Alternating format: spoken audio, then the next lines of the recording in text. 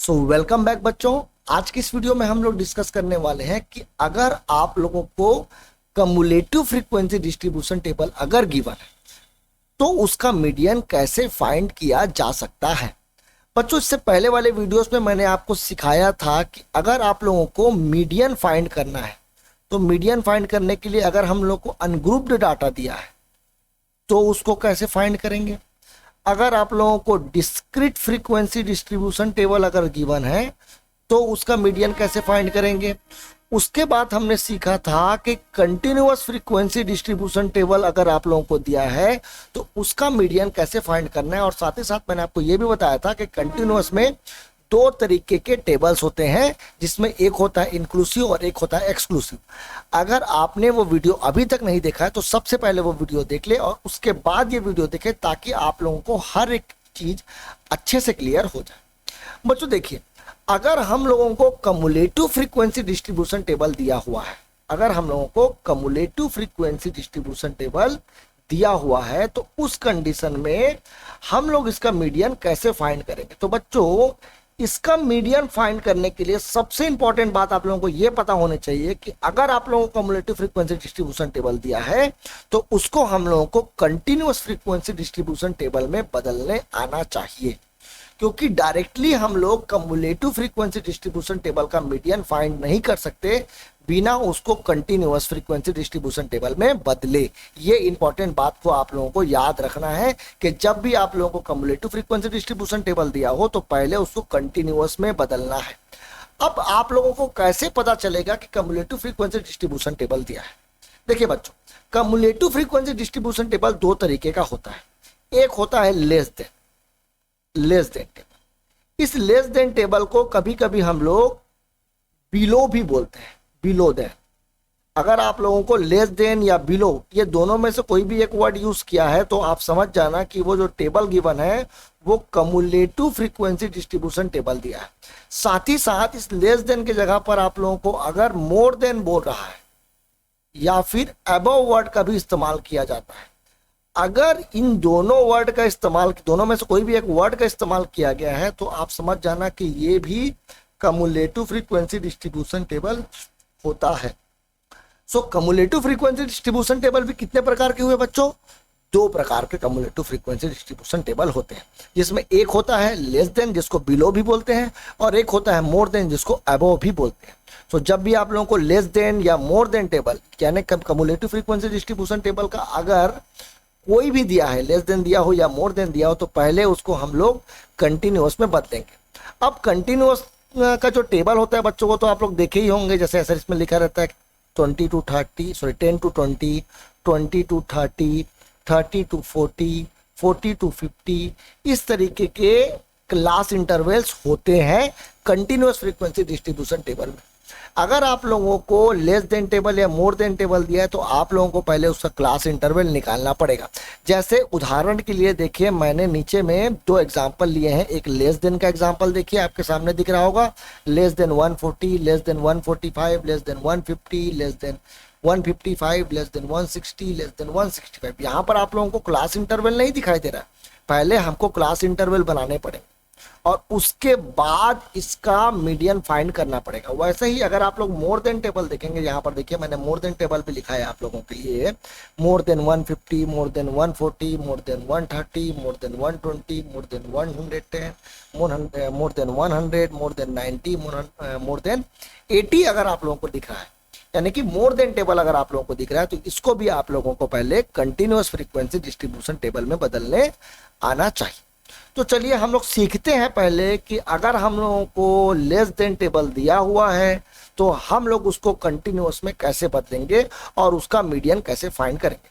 बच्चों, median find करने के लिए मैंने आपको इससे पहले वाले वीडियो में एक फॉर्मूला बताया था, वही सेम फॉर्मूला हम लोग यूज करेंगे, जो कि है L+N/2 minus cumulative frequency upon frequency into I।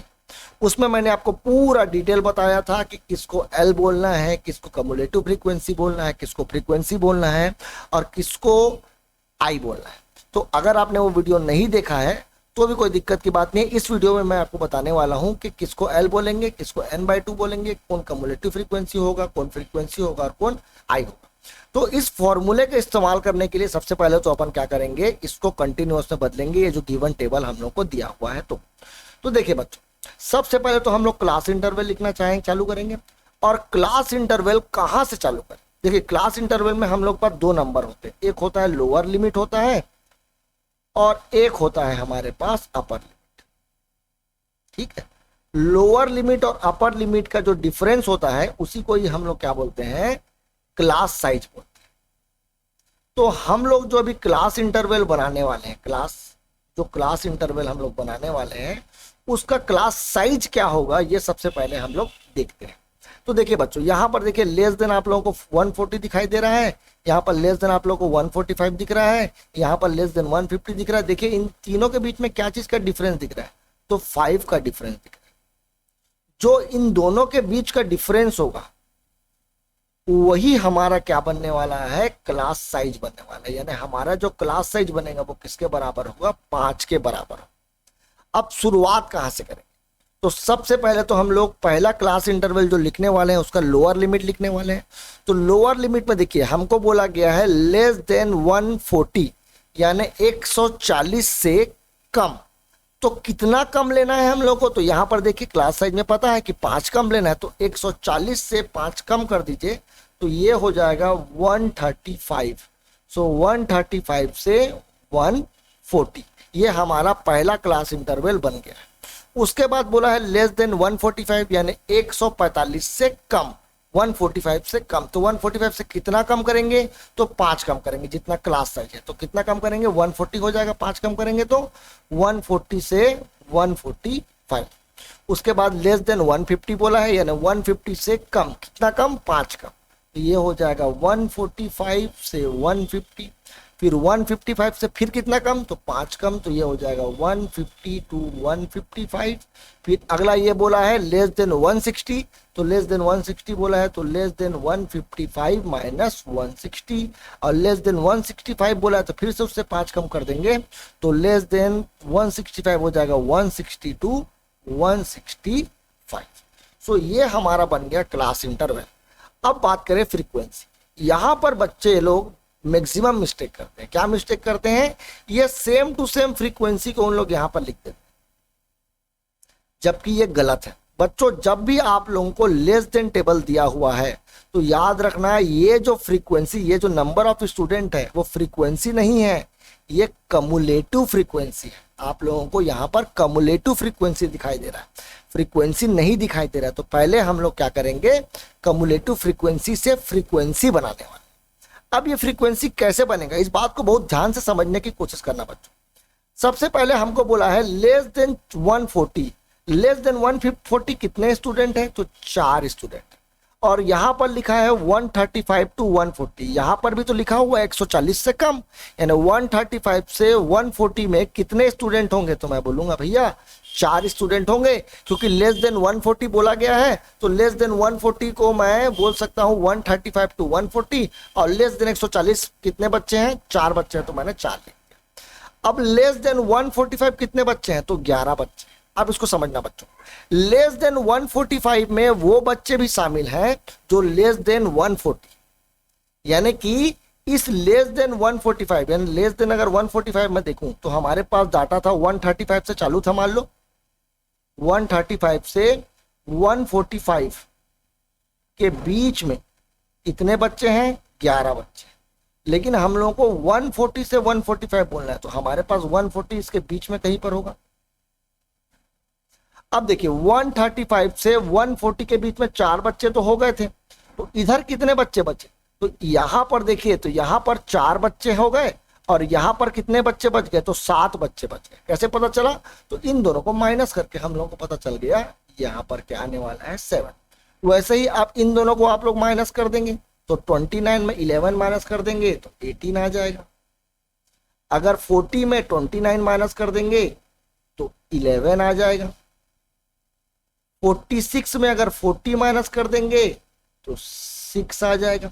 और 51 में अगर मैं 46 माइनस कर दूं तो ये 5 आ जाएगा। अब ये निकल गया फ्रीक्वेंसी। अब क्लास इंटरवल पता चल गया है, फ्रीक्वेंसी पता चल गया है, और मीडियन निकालना है, तो हम लोग को पहले कम्युलेटिव फ्रीक्वेंसी पता होना ही चाहिए था। सो कम्युलेटिव फ्रीक्वेंसी आप जोड़ जोड़ कर भी लिख सकते हैं, जैसे आप लोगों को पहले सिखाया गया था, या फिर लेस देन टेबल अगर आप लोगों को दिया हुआ है तो ये जो फ्रीक्वेंसी कम्युलेटिव फ्रीक्वेंसी दिख रही है आप उसको एज इट इज लिख सकते हैं, कोई दिक्कत की बात नहीं है। 4 और 7 को जोड़ेंगे तो 11, 11 और 18 को जोड़ेंगे तो 29, 29 और 11 को जोड़ू तो 40, 40 और 6 को जोड़ू तो 46, और 46 और 5 को जोड़ू तो 51।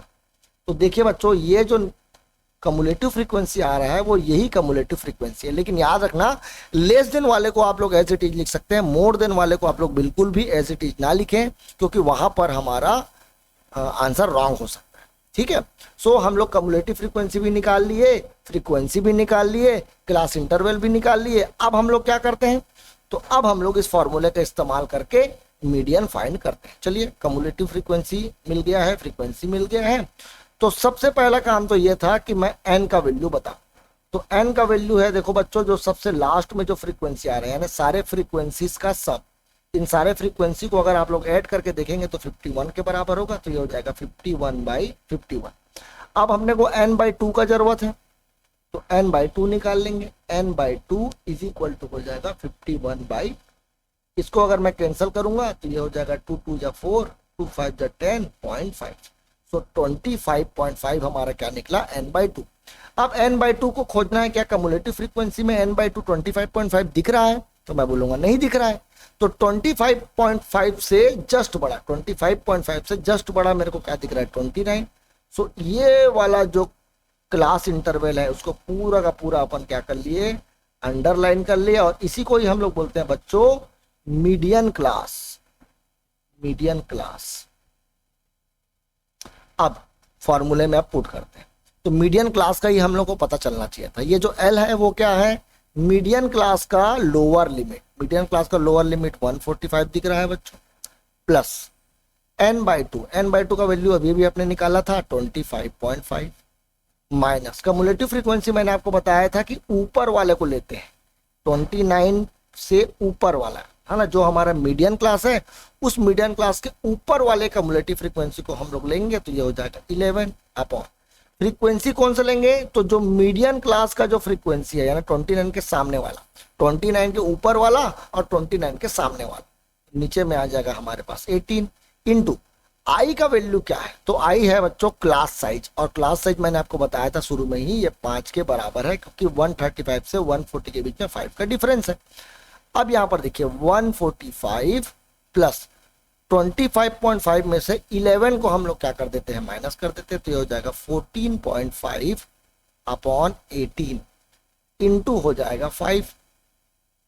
अब अगर ये कैंसिल हो रहा है तो इसको कैंसिल करेंगे, और अगर नहीं हो रहा है तो पहले मैं मल्टीप्लाई कर देता हूं, तो 14.5 को 5 से मल्टीप्लाई कर देते हैं, तो ये हो जाएगा 25, 20 और ये हो जाएगा 22, 2 बच गया तो ये हो जाएगा 7, तो ये हो गया 72.5।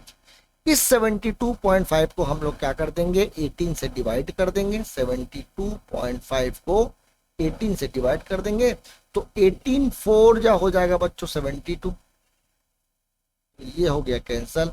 यहां पर मैं लगा दिया पॉइंट, और यहां पर आ गया है 5। अब एक बार 0 से करना पड़ेगा, क्योंकि ये नंबर 18 से छोटा है, तो मैं 0 से किया तो ये 5 आ गया, फिर पॉइंट तो लग चुका है, तो यहाँ पर एक और 0 लगा देंगे हम लोग। अब हम लोग इसको डिवाइड करेंगे, तो 18 3 जा होता है बच्चों 54, तो 18 2 जा ही करना पड़ेगा अपने को, 2 जा 36, तो यहाँ पर देखिए 4.02 अप्रॉक्स इसका वैल्यू दिख रहा है, तो 145 प्लस 4.02, और इन दोनों को अगर मैं ऐड कर दूंगा तो ये हो जाएगा 149.0, और यही हमारा क्या बनने वाला है बच्चों, मीडियन बनने वाला है। इसके बाद वाले क्वेश्चन में जो हम लोगों को मोर देन पढ़ना है, उस मोर देन का मैं आप लोगों को मीडियन निकालना नहीं सिखा, उसको मैं सिर्फ आपको ये बताऊंगा कि इस मोर देन में आप लोगों को उसको कंटिन्यूअस फ्रीक्वेंसी डिस्ट्रीब्यूशन टेबल में कैसे कन्वर्ट करना है।